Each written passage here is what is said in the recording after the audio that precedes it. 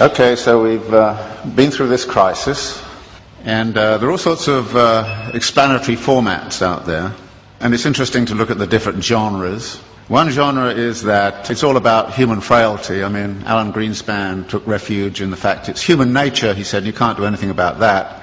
But there's a whole world of explanations that kind of say it's the predatory instincts, it's the instincts for mastery, it's the delusions of investors and the greed and all the rest of it. So there's a whole range of discussion of that. And of course, the more we learn about the daily practices on Wall Street, we kind of figure there's a great deal of truth in all of that. The second genre is that there's institutional failures. The regulators were asleep at the switch.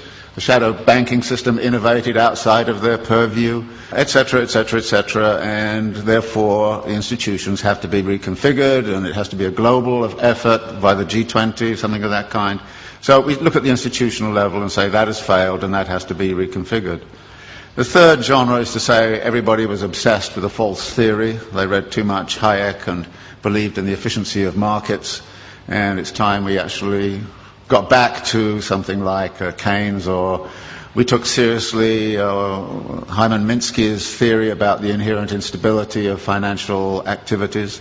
The next genre is that it has cultural origins. Now, we don't hear that much in the United States, but if you were in Germany and France, many people there would kind of say this is an Anglo-Saxon disease. And it's nothing to do with us. I happened to be in Brazil when it was going on, and Lula was kind of saying, well, first off he was saying, oh, thank God the United States has been disciplined by the equivalent of the IMF. We've been through it 8 times in the last 25 years, and now it's their turn. Fantastic, said Lula, and all the Latin Americans I knew, until it hit them, which it does.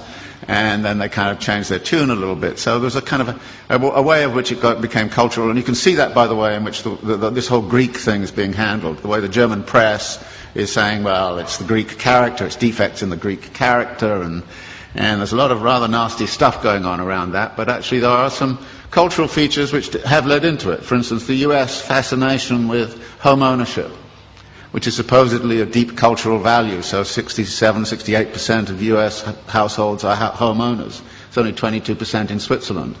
Of course, it's a cultural value in the United States that's been supported by the mortgage interest tax deduction, which is a huge subsidy. It's been promoted since the 1930s. Very explicitly in the 1930s, it was built up because the theory was that debt-encumbered homeowners don't go on strike.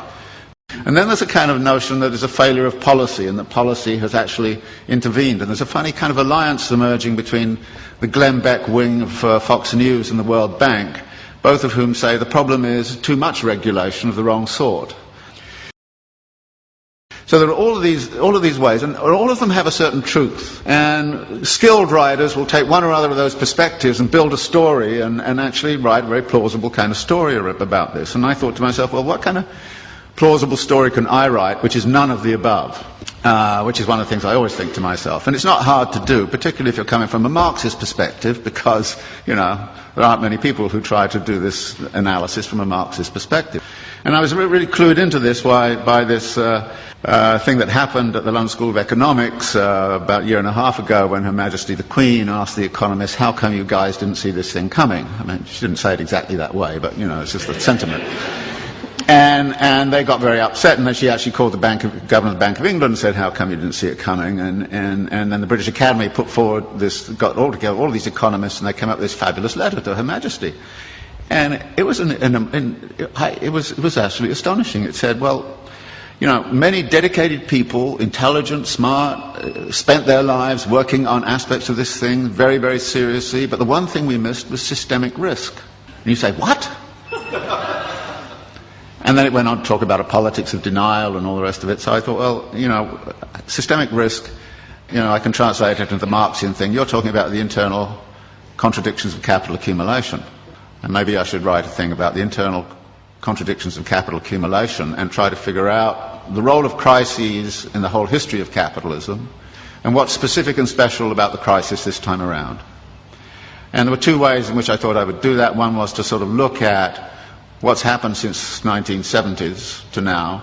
And the thesis there is that in many ways the form of this current crisis is dictated very much by the way we came out of the last one. that the problem back in the 1970s was excessive power of labour in relationship to capital, that therefore the way out of the crisis last time was to discipline labour.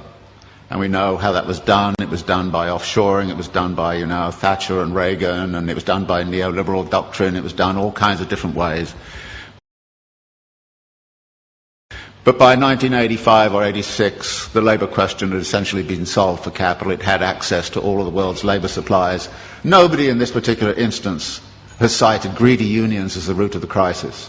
Nobody in this instance is saying it has anything to do with excessive power of labour. If anything, it's the excessive power of capital, and in particular the excessive power of finance capital, which is the root of the problem.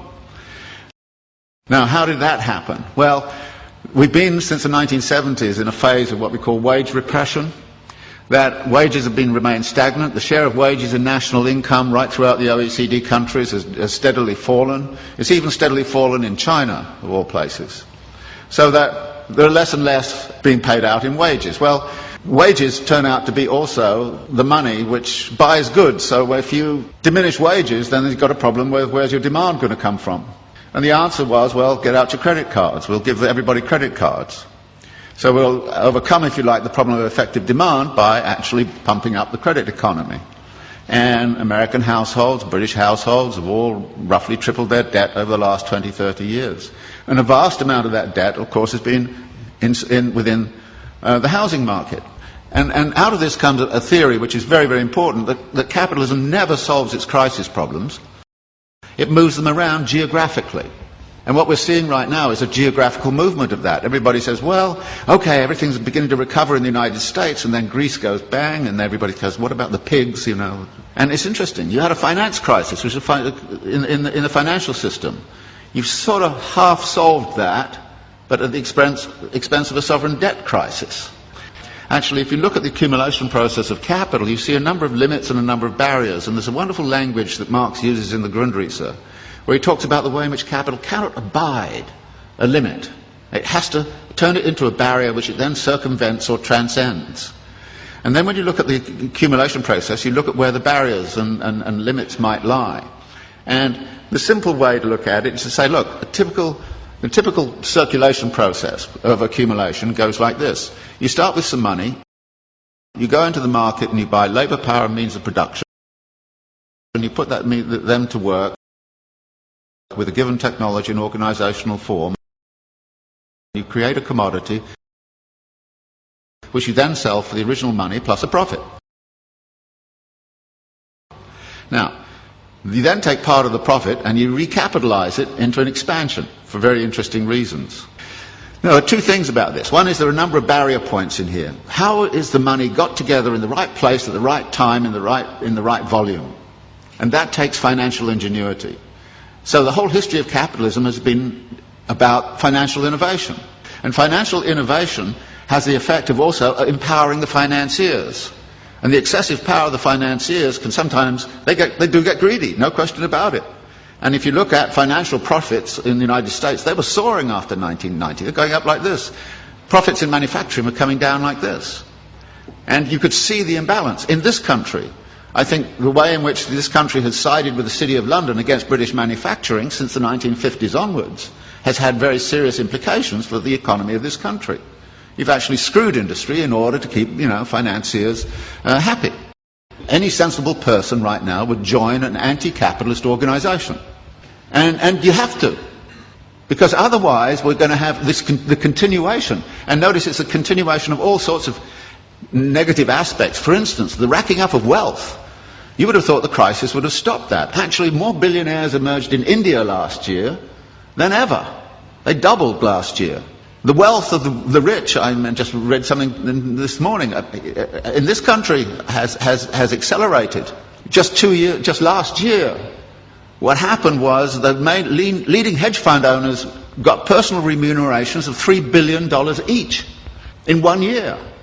Now, I thought it was obscene and insane a few years ago when they got 250 million. But they're now hauling in 3 billion. Now, that's not a world I want to live in, and if you want to live in it, be my guest. I don't see us debating and discussing this. I don't have the solutions. I think I know what the nature of the problem is. And unless we're prepared to have a very broad-based discussion that gets away from, the the normal kind of pablum you get in the political campaign, and, you know, everything's going to be okay here next year if you vote for me, you know, it's crap. You should know it's crap, and say it is. And we have a duty, it seems to me, those of us who are academics and seriously involved in the world, to actually change our mode of thinking.